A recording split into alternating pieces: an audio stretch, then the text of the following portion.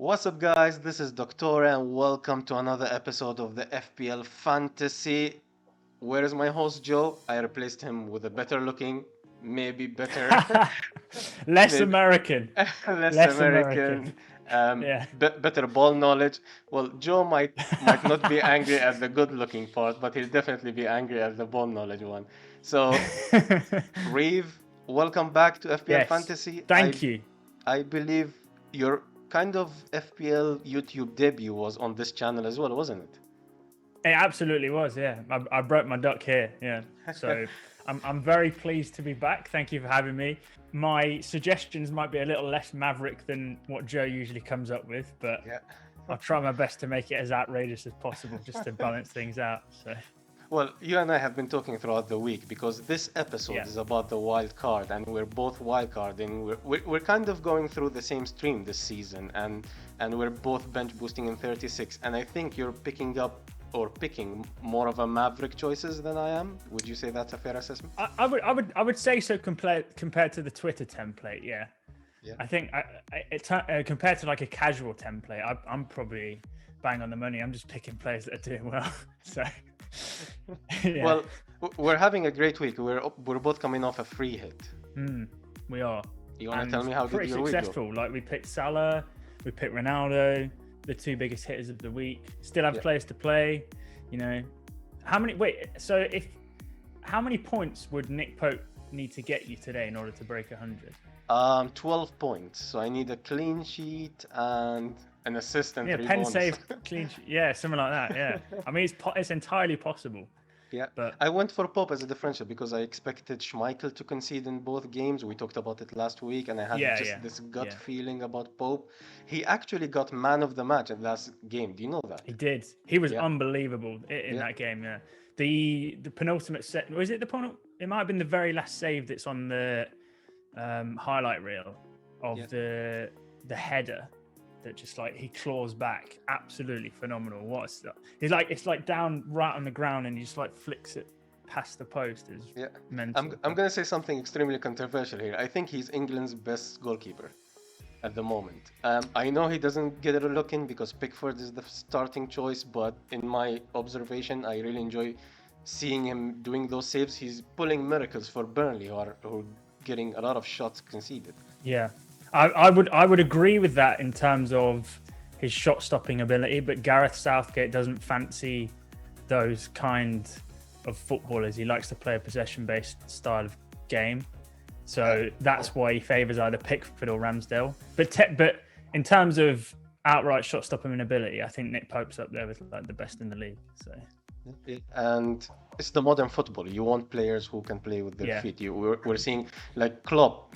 He is it Klopp? No, Pep Guardiola. He got Bravo from Barcelona, and next year, or was it a year and a half after, he got Ederson. So, and he spent a lot Yeah. of money because it's essential for his kind of tactics. It's important for the modern football. Yeah. you can see it with Edouard Mendy a little bit. He's getting a bit found out because he doesn't quite have the composure for the style that Chelsea play in front, which is of course why they probably signed Thiago Silva to sort of combat that. Yeah, but he keeps being injured. He keeps.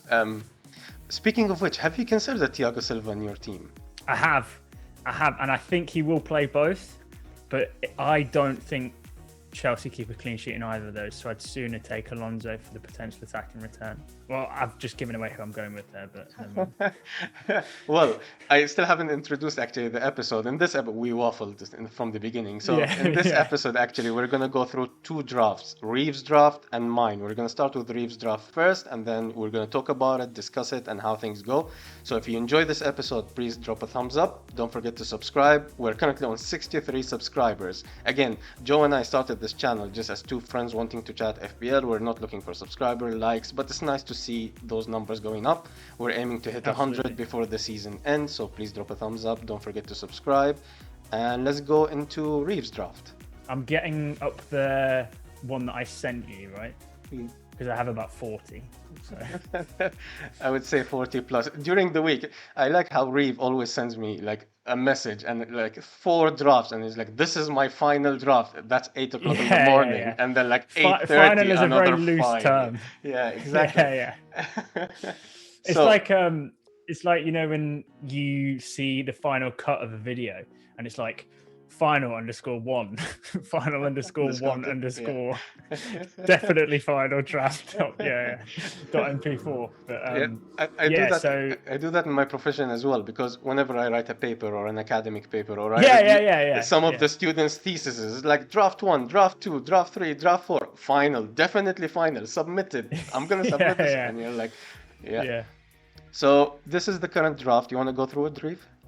Yeah, so if I run through mine, it's Schmeichel and Foster in goal. In defence, we have Alonso, Matty Cash, Alexander-Arnold, Trent, TA, Cancelo, Laporte. In midfield, it's Saka, Mount, Salah, Son, and Gordon. And then this is where it gets really spicy, ladies and gentlemen. We've got big Timo Werner up top, alongside Pukki and João Pedro. Well, I put the draft that has Nketiah in it. So instead of Nketiah... Oh, yeah, okay. So right. Yeah, so I off the back of Eddie's amazing performance yesterday at Stamford Bridge and his brace, I have considered Eddie Nketiah over João Pedro, but that spot is like, that's going to be it's kind of an irrelevant 50-50, but I mean, it's probably going to come down to 1 or 2 points ultimately on the bench boost, isn't it? So yeah. We'll put Nketiah in to back my boy. Come on, Eddie. You need an Arsenal representation there, especially you have Saka in this draft that you're considering taking out. Yeah. No, I have Saka in it, but potentially in 36, Saka might not be there. So you're keeping him for the 2 game weeks versus Manchester United and the following game week, and then removing him before a double game week? Do you think you would be able to do that, especially if he performs? No, probably not. But I've done it with the option to. Right. If I think that because I have zero faith in my club at the moment. Even last night was a ridiculous surprise to me. So Saka's in there because I think he's the best Arsenal asset to carry through 236. But if I feel like that's not going to be a good double game week for us, I might move him on to someone who I think will score more points. Really. Yeah, that's. So I'm remaining flexible, basically. I think this is where we mainly differ, but I want to start with your captaincy regarding your draft. You're planning to captain Mason Mount at the moment. The last time you were on the FPL Fantasy on this channel, you went on and captained Cancelo, if you remember. I did. And what did Cancelo get? I did. How many points was that? He got a goal and assist, 3 bonus and a clean sheet, and I think that came to 18 points. So 18 points, so 36. Yeah. 36, yeah. Oh, I hope we give you this luck again on this channel. But I'm not captaining Mount. I'm giving it away. But I'm not captaining Mason Mount. So if he goes on, and probably he's going to have 100 plus effective ownership, do you expect that? Oh, yeah. He's the most transferred in person this game week, I think, anyway. There's a part of me that really wants to captain Timo Werner. Right. So you're just between Mount and Werner. You're not considering Salah? No, but Salah's my voice. I mean... if I think that he gets 90, Salah's probably a better option than Mount getting 150 to 180, I think, just because the nature of the game and how bad Everton are at the moment. But because it's the Merseyside derby and Klopp has done it in the past, it's quite an intense game and quite a large precursor to injury. He might not necessarily start Salah because that's his most important person for the rest of the season. So it's one of those. I don't know. So what about you?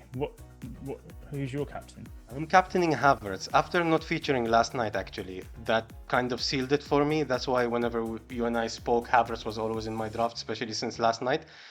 I think he's a captaincy option this game week. If you're not going for Salah, I think he's the second best captaincy option with Mount, of course. Yeah, I agree. Do you have differentials in your team that you think will push you towards the top 10k? Because I believe this is what you're targeting, aren't you? I think my differentials are probably, at this point, double City defense. Right. A Villa defender, but I think a lot of people might consider that eventually anyway.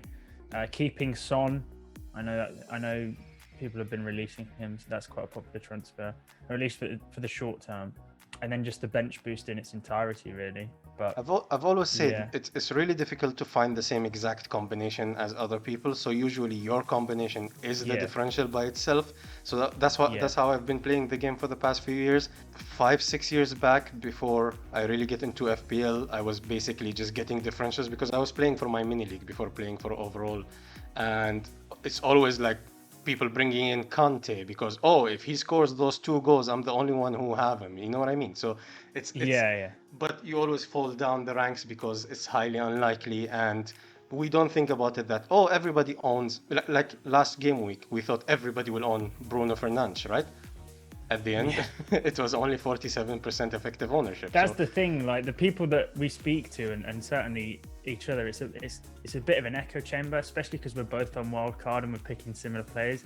It almost feels like everybody in the world will be having these players because I've just seen them so often everywhere. Yeah. But they're spoken about individually. You know, like people are, oh, we're bringing in Mount, but the rest of the team doesn't even have a City defender. You know, so I'm two players up on that squad, for example. But it can definitely feel a little bit like it's my team's completely unoriginal, whereas it can be much further from the truth. So Another tool that helped me with this, when I go to live FPL, you can put the players that you own and check the combination if other people have it. And usually, if I put 4 or 5 players in, usually it always gives me below 10%. So you're barely above 10% when it comes to the full combination of players that you have. So again, and when it comes to this wildcard, for the people who are watching and they're wildcarding, I think one element we have to look at is, yes, we might have quite similar teams, but also the bench boost will play a role, the transfers towards the bench boost, and you just get the starting 11 for now that will get you the most points. It doesn't matter if they're differential or no, because if you go differential and that differential doesn't pay off, it will just take you down the ranks. So you just don't go differential for the sake of differential. This is how I've been playing the game past 5-6 years. Like I said, prior to that, it was just going for differences and never boded well to me. Yeah, I think if you have some of the big point scorers and the big hitters in your team as like as the spine, as we both refer to it as, and just a few players here and there that not many people have, but they have the potential to do really, really well, and obviously shoot you up the rankings, then that's probably the best approach for it. Yeah. Because obviously myself and Dr. have bench boost. Our teams are very different to other people that are wildcarding that have maybe already played theirs. Yeah. Especially like I would never consider João Pedro in my entire life. So. that makes me feel extremely bad having him. But we need this 5.4 forward in our team. Yeah. Boost. And or Nketiah, for example, like just Yeah. just players like Gordon. I mean, Gordon's okay because he's kind of like as good as fodder anyway, or he's playable fodder. But I've got another 1.8 million in defense just to carry through Matty Cash as my 5th defender. Yeah. So that could be used so much better elsewhere. Yeah. But it's an interesting point. But I think also there's a psychological element to it. For example, take Gordon. If he was like 5.96 midfielder, right? You would look at him differently. You wouldn't kind of bench him. You would worry. Throughout the years, we get players 4.55 and they keep scoring, and we just don't bring them in because they're like fodder. You just bench him, so I don't need him. So there's this psychological element. So I usually try to look at the fixtures. If this player is going to score well, get him in. If they don't, then out. But again, throughout my experience, I still fall into that trap. I've benched Gordon's 10 points versus Manchester United, for example. So yeah, like we need to fight this urge. Last game week, I kept going on and on saying I'm going to captain Ronaldo, right? Even on the last FPL Fantasy episode, I said Ronaldo's going to be my captain unless something drastically changes. And then I prepared a tweet trying to predict what's effective ownership of each player. It's just a prediction. It was for fun. And while typing, I typed that effective ownership of Bruno will probably be above 100%, and that freaked me out. And then I was like, I'm in the top 10k, I need to protect my rank, let me captain Bruno. And it was absolutely the wrong way to approach the game. And what made me angry is the thought process behind it. It's not, I'm going to captain the person who I expect to score the highest. I'm going to captain just to protect my rank. And it's a terrible way to approach the game. 15 years experience, but we still fall into the same trap. So you never know how it goes. Just to for the people watching as well, if you are on Wildcard, in order to climb rank, a lot of the differential is the fact that you're not spending 8 or 12 points trying to get the perfect team that you want. Yeah. And that is that's like 20k rank at some points. Yeah. So just bear that in mind. It doesn't have to be the most creative team in order for you to increase rank, so long as you're not taking hits compared to your competitors. I think that's a huge advantage as well. So Hits are big elements. There've been discussion throughout the years. Shall we make the hits 3 points or 5 points, like increase the hits or decrease them? I think they're perfect where they are, because the way the scoring system is basically you need a return from that player in order to get back this hit and just break even. I think it's the sweet spot. So I totally agree, because if I can get to your team without taking hits, if we calculate it throughout the season, I'm going to be ahead hundreds of points, 120, I think, 140 about, if my calculations are correct, and that's the difference between top 10k and 200k.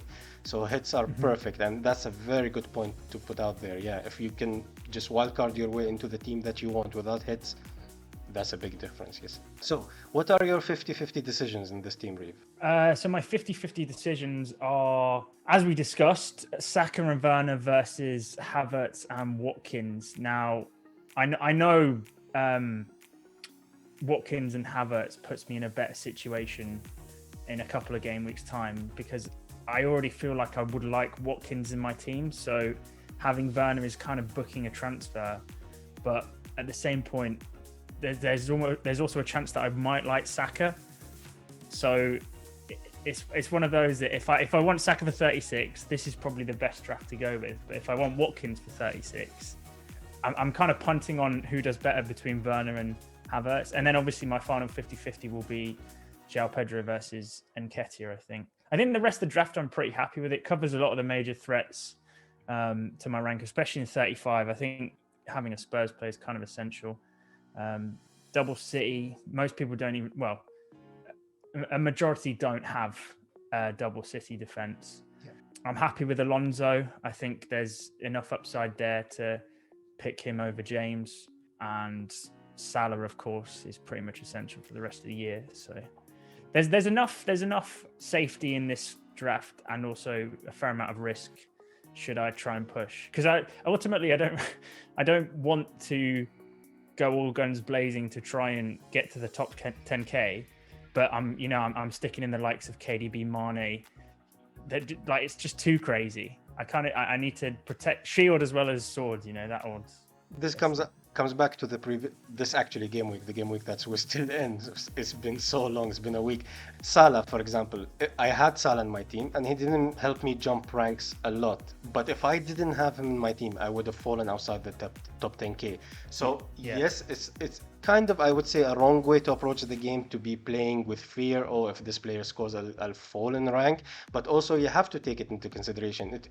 I've heard this argument that it's better not to know effective ownership. I think I don't agree with that, because the more information they have, the more informed decision I can make. Is just about controlling my own psychology, my own fears, rather than just shielding myself from knowing. I prefer knowing more and then making more informed decisions. Yes, it led me to some bad decisions. I'm a human being after all, but it's better to know.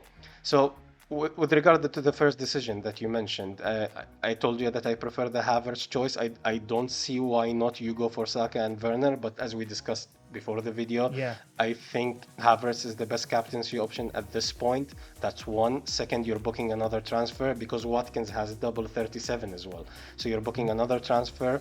Third, I know you would want Foden when he doubles as well. And I think Havertz is a very great placeholder for Foden, because they are similar price. But when you have Saka and if you want to upgrade him, you need to downgrade someone else. That's another transfer. So those were my arguments against doing this move, and why I'm going for Havertz and Watkins instead of this option. But I don't see why not, because if Saka scores one goal, then and Werner scores one goal, and then your move is kind of explained. So I understand that. So why do you say Alonso might be able to cover Reece James? Just because I think that, did I mention this earlier, that I don't think Chelsea keep a clean sheet in either of those matches. I'd be surprised. Maybe they get one, in which case I think both Alonso and James get the clean sheet return. And also Alonso has pretty much zero competition at this point in the year. They've tried Saul at left wing back. If they go to a back four we've already seen against both Real Madrid and Brentford how bad Chelsea play when they're in the back four defensively. Anyway, they shipped 7 goals in 2 games.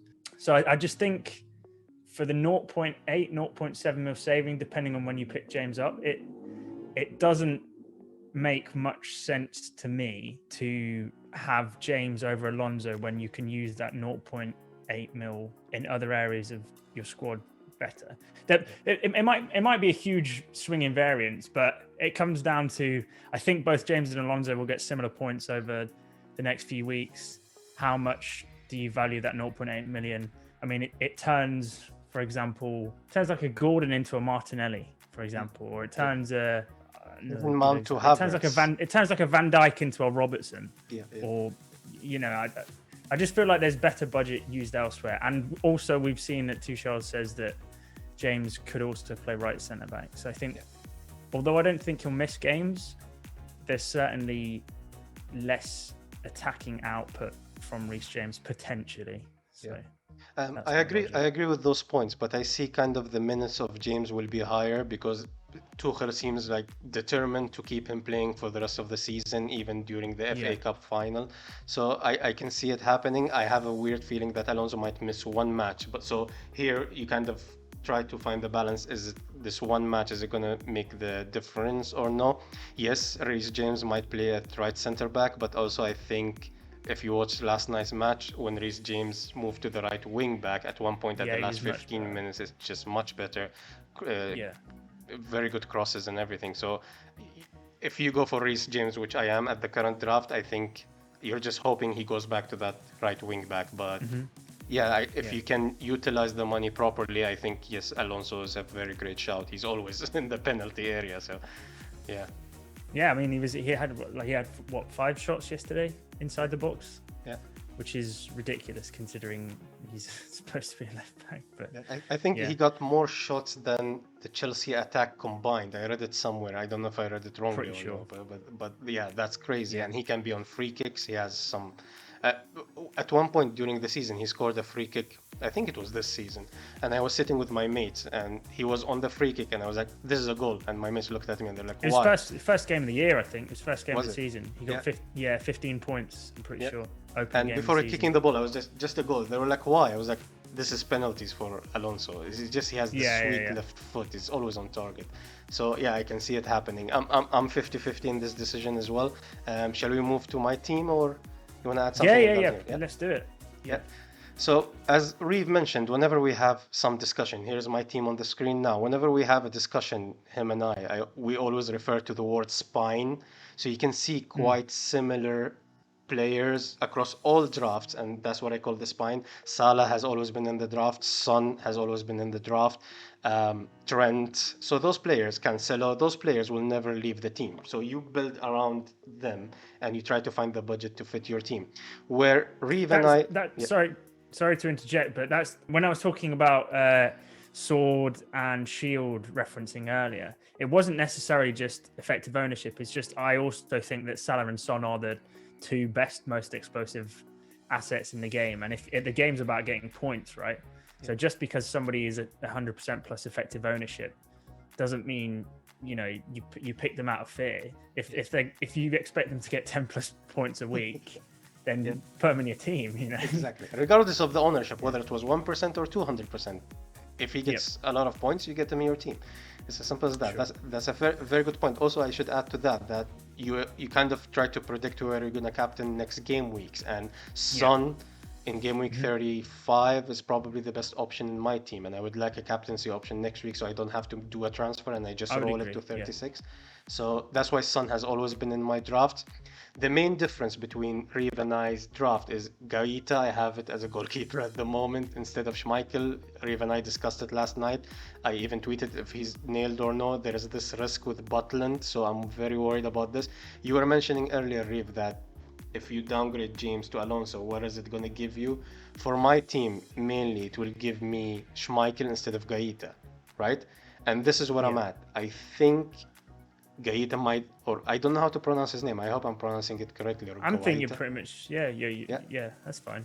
Right. So you might have a few Spanish people commenting, but So Spanish people, let me know if you're watching. Comments, how do you pronounce the name? I really enjoy learning people's name, especially in different words and different languages and different accents. So it will be really nice to know his name. Do you think Schmeichel really outscores Guaita by much? Possibly not, but I'd sooner have the assurances that he has the chance to outscore him. You know, that if you see your goalkeeper benched, it is extremely painful. It is. Whereas you know that the captain of a club, unless it's a serious injury, will pretty much play every game for the rest of the season.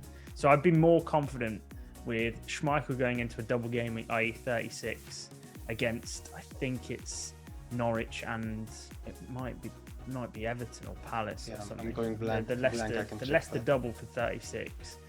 Even if he keeps 0 clean sheets in that game, I'd sooner have a 3-pointer plus a 3-pointer for a 6-point Schmeichel rather than Guaita getting rested for the Watford game and then your bench boost is kind of risky. That makes sense. In the same it's assurance. vein, I think just for the rest of the season, like assurances of minutes, I've kind of built my draft with that in mind a little bit.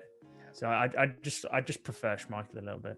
And he makes the most saves per game of any goalkeeper in the Premier League, I think. So true, but also by the way, Guaita in the past 6, I saw this in the Black Box podcast yesterday or this morning. Guaita has the most points per minute in the whole league. So, wow. So Palace are good defensively. I definitely think Crystal Palace are a better defense than Leicester, but for goalkeepers, sometimes that doesn't matter. Sometimes it's better to be a worse defense, get a lucky clean sheet, and then come away with 6 saves, and then you've got 10 points on your hand or whatnot.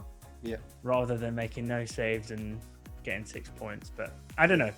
If I had the chance between Alonso and Schmeichel or James and Guaita, I think. Well, you can kind of see it in my draft, but I think I'd go Alonso and Schmeichel. Really. Fair enough. Actually, this is the only 50-50 that I have in my team. I'm quite happy with the rest of the team. I kind of planned my team throughout 35, 36, 37. Havertz is a placeholder for Foden. Watkins is possibly a placeholder for Richarlison. And kind of those are my transfers going into 36 and 37. I'm planning to roll next game week. That's why I'm trying not to give myself a chance to... Are you gonna is Watkins to Richarlison for 37 or 36? It's possibly. Let's see how things go because Watkins has Liverpool away in 36. So Richarlison. I don't think they score. Yeah. So basically, it's effectively one game. So I'm having Watkins now instead of Richarlison actually, because Richarlison has tough 2 fixtures. So I need Watkins to play this game week and the following game week, and then he can. I can move him to Richarlison. If I don't move him in 36, I can move him in 37. I would like to go to the final day. Another advice.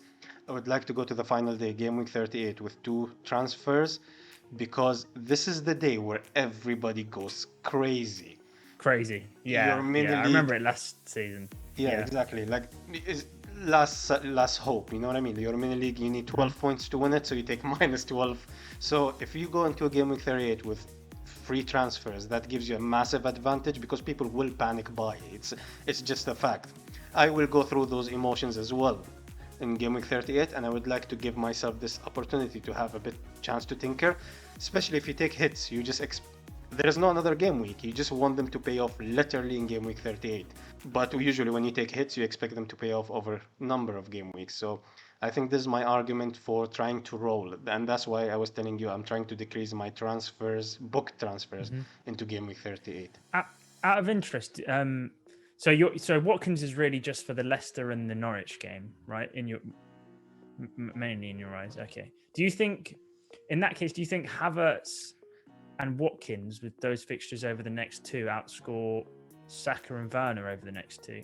Because Werner is also potentially a placeholder for Richarlison, as I say. And then I could upgrade Saka to Foden. So we'd be in the exact same boat. It's just I'd be making a transfer. Well, actually, I'd probably not. I just have to see if Werner and Saka over the next 2, I prefer to Havertz and Watkins. Does that make sense? Yeah, it does. And the way I look at it is, remember I told you that even if you use a free transfer, that's effectively 4 points. So in my head, because you can use this transfer somewhere else as well to improve your team. So you're wasting that transfer. I'm not saying maybe wasting is the wrong word, but I know. Yeah. yeah. So in my head, it's Havertz and Watkins plus 4 points over Saka and Werner. That's it. So I think I would take this at the moment because that will give me the chance to roll the transfer. Injuries can happen, and then you have to take a -4 for game week 36. A suspension, that's another minus. So you go into -8 territory just to bench boost, especially we are extremely committed. And when you're committed, you're going to take the hits. You're going to bench boost 36 regardless of what happens. So in order to field 15, you will move players. And also, I have Guaita in my team. So if there are any, I'm trying to be safe here, kind of find the balance. If there's any signal that Butland might start one game, then I have to move Guaita to someone else. And then I will need this transfer. So I'm trying to find this balance between risk and reward. My only concern is I still don't know if I would like Saka or prefer a City midfielder. That's the big one. I think if I know that I'm going to try and go into 36 with a City midfielder, then I prefer the Havertz-Watkins combo. Right. So let's say they announce tonight that City are doubling in 36. Are you getting Foden? I probably wouldn't be getting Foden, but I'd maybe go the Havertz and Watkins route because I know that it's easier to change one of Havertz or Mount directly to a City midfielder at that point. Right. I mean, I could go crazy and just and downgrade Werner and upgrade Schmeichel to Ederson and just go triple City attack for the double. But yeah, I don't know. I've heard this argument of going triple defense for City, but also I should let you know, I don't know if you've seen it. Ben Krillin mentioned there is a video of the post-match interview with Pep Guardiola, and he mentioned he mentioned the teams here they're going to play against, and it seems like this double game week will fall in 36. But I mentioned to you, But I mentioned to you earlier, the later is getting is just more likely it's going to be 37. But yeah, we're kind of hanged, waiting for news, basically. Yeah, it is. The issue is that there's still so much potential rotation in that City team. Yeah. Because the next two games that they have, Watford and Leeds, they could put out a C-level side and still win 5-0 in each of those. Yeah. So I don't know if it's worth me just committing with Werner and Saka and then hoping that we get more of an idea of who the preferred City lineups are over the next two with extra information, and then I can plan my way that way. Do you know what I mean? I like that you have confidence into that you might guess Pep's roulette, but I have no idea. Nobody has an idea. So not even himself. He just makes it up on the day. But also Pep has always kind of mentioned that he likes to keep his players sharp, so he doesn't like to rotate. But he fell into that trap quite often, so he might be more careful this time, because if you ask Pep, if you just tell him, okay, I'm not going to tell anybody, which one do you prefer to get, the Premier League or the Champions League? The man will go for the Champions League. I'm extremely confident. Absolutely, so, yeah, 100%. I'm extremely confident. So he's going to prioritize the Champions League. So the matches around the Champions League games, I wonder what kind of team he's going to field. Yes, again, like previously, he always preferred to keep his players sharp. So he played them in the Premier League, but they end up injured. Especially, I think one of the years KDB got injured right before a Champions League match, and they struggled in that match. So yeah, I wouldn't try to guess Pep's roulette, to be honest. Yeah, if the information comes out that there is a City double in 36, does your team change in any way? Not at all. Not at all. I'm building this team on the assumption that it's going to be 36. If it falls in 37, it's even better because I can get Coutinho as a placeholder for instead of Havertz, and then next game week I can jump to Foden or like someone else within the same price range with a double in the game week, or even keep Havertz. But I don't like the Havertz. I think in the long term those three Chelsea will face some rotation and will keep us worried. If it gets announced in 37, does your team change at all? Don't think so, because you'll bench boost single game week Man City, Laporte, Cancelo. Yes. Yeah. That's when I mentioned. That's when I mentioned we are absolutely committed, because the bench boost for 36 is better than 37. Yeah, it's true. So and the last time Cancelo played Newcastle, he got 18 points. So I wouldn't be too concerned. And you captained him. I remember that game week. I think everybody captained Salah and he blanked, didn't he? He did against Spurs, yeah. Yeah, Really I nice. think you should buy Cancelo's t-shirt, just write 18 on the number and just hang it in your room. It's one of those moments. I was extremely It happy might for be a bit Aston Villa. different now, though. Newcastle now are very different to the Newcastle that played in that game. So it might be an interesting match. Yeah, Can't see them and they're winning playing like kind 4-0 of again. yeah, they're playing kind of free of kind of pressure. They're relatively safe and they're kind of enjoying their football. You see Alan Sam Maximin, what he did, that viral video. Yeah. He was just But they're second to Liverpool in points for 2022. That's it. I didn't know that. That's Yeah. crazy. They won one game in their first 20 matches, and now they're up to 11th since Eddie Howe took over. That's great. I actually didn't know that. That's mental. And Eddie Howe's doing I always, when Eddie Howe joined, right, I remember his Bournemouth team. And they were playing attacking football. They were conceding 10, but they were scoring 11, right? And sometimes scoring 9 and losing. So I thought Newcastle will end up being the same. But he seems like he has solidified his defense. That's why you and I went for double Newcastle defense on our free hit. Yeah. I think they're such a good unit now. And Bruno Guimaraes is fantastic. He's so good. I know there's been a lot of like FPL related memes and stick about as picking him and him being the better Bruno of the two that we should have picked. But if you watch him play, he is a phenomenally good footballer, and I'm very scared about how well Newcastle can do next year, because we are still fighting for a top 4 spot as Arsenal and indeed United. And now there's another kid on the block that wants top 4. So I think it will be tough hard for them to fight for top 4 next game week. They might end up 6th, 7th, 8th. I think this is the range. This is my early prediction, but I think they might fight for the title even the season after it. So it's kind of the Man City story.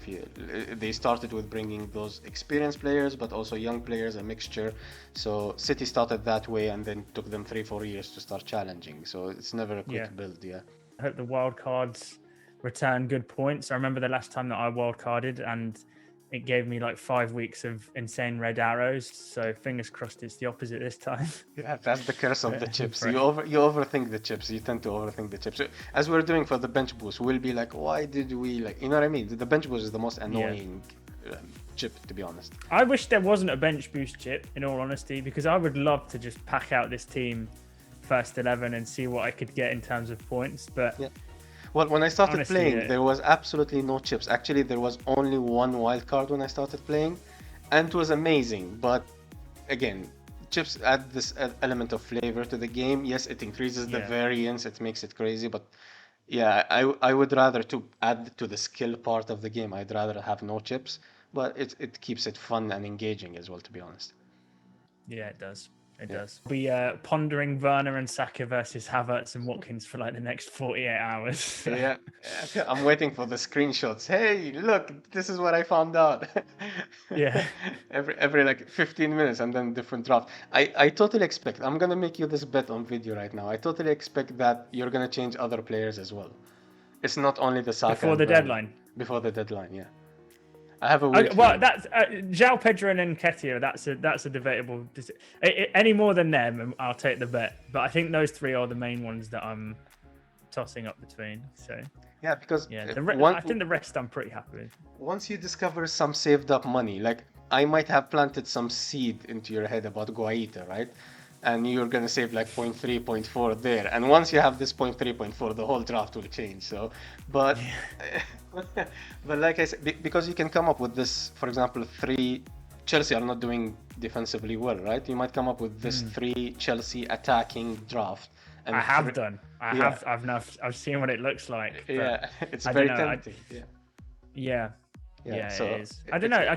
Alonso and James are pretty much attackers in their own right, or can be on the day. So you just get the added bonus of potentially getting a clean sheet with it. So I think I'm definitely going to keep at least one defender, and then it's 2 midfielders or a midfielder striker combo. I'm not sure about. So. I think you're also hedging your bets, because I think maybe United will probably score, but there is a chance West Ham might not score. I've read a tweet, I think from Big Man Bakar, saying that there is 71% chance Chelsea will keep at least 1 clean sheet. That's a high chance. So I would like to tap into that. So probably will have one Chelsea defender. I think I'm very set with my draft, as you can see on the screen now. So I don't think much will change. Yeah. That's Reev fair and enough. Reev and I will keep talking off camera, and he will convince me to go Schmeichel and Alonso. I have a bad feeling about this. Yeah. If you don't believe it, don't do it. But No, because we go back and forth, and this is how you make good Yeah. decisions. Because I'm trying to articulate my argument, and once my argument doesn't stand, I try not to be stubborn. That's the kind of the key here. If you convince me, you convince me. So it's a very key point to keep into consideration. All right, everybody. I hope this episode has been extremely helpful for you. Again, Reev, thanks for saving this episode. Thanks for coming on such a short notice. And no problem. I don't even. Does Joe have a wild card, or has he played it? I think he has played his wild card. I think he still has his free. He has one chip left, and he's saving it, I think, for 36. Joe is ill, by the way, so everybody wish him all the health in the world in the comments, please. That's why he didn't make it today. Would love to have this trio.